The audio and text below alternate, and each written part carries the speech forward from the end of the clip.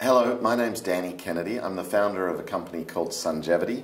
We make it easy and affordable for people like you to go solar, and I'm here to talk about standing up for the solar industry in Australia. Sungevity is here in Australia, and we're also in the United States, where we started about 8 years ago because of the leadership of the then Republican governor, Arnold Schwarzenegger, in that state. And we've now grown across the country and into Europe as well as Australia.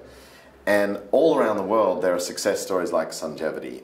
Companies growing, employing people, saving people money on their electricity cost, and strengthening the grids of places like Australia, Europe, America, and elsewhere.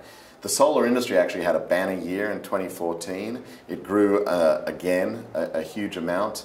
It's now 170 gigawatts globally.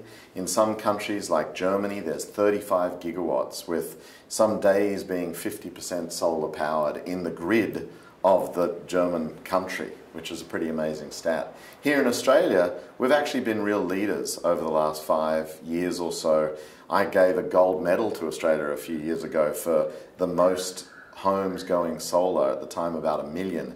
And today, about 2.5% of electricity in the system would be from your rooftops, the people of Australia. But the leadership of Australia and all that growth and the jobs that have been created are at risk because our current crop of politicians are backing coal and backing away from solar. They've made it hard to grow our businesses. They've created uncertainty with changing the rules and the goalposts and not creating a level playing field for fair competition in the electricity sector and to protect their mates. And so we've got to stand up for solar because, as you know, politicians do what the people want. And the Australian people, when asked, consistently say they want more solar, not less. They don't want more coal, they want less.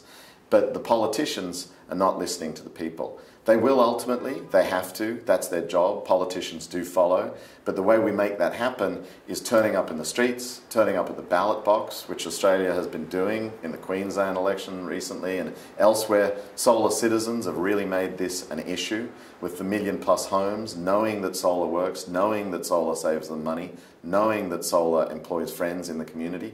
They've turned up and they've shown up, but we've got to continue to do that, and we've got to continue to demand that our politicians lead and do what the rest of the world is doing. All of our major trading partners, from India to China to Japan to the United States to the Europeans, are making serious commitments to wind back on coal and to go solar.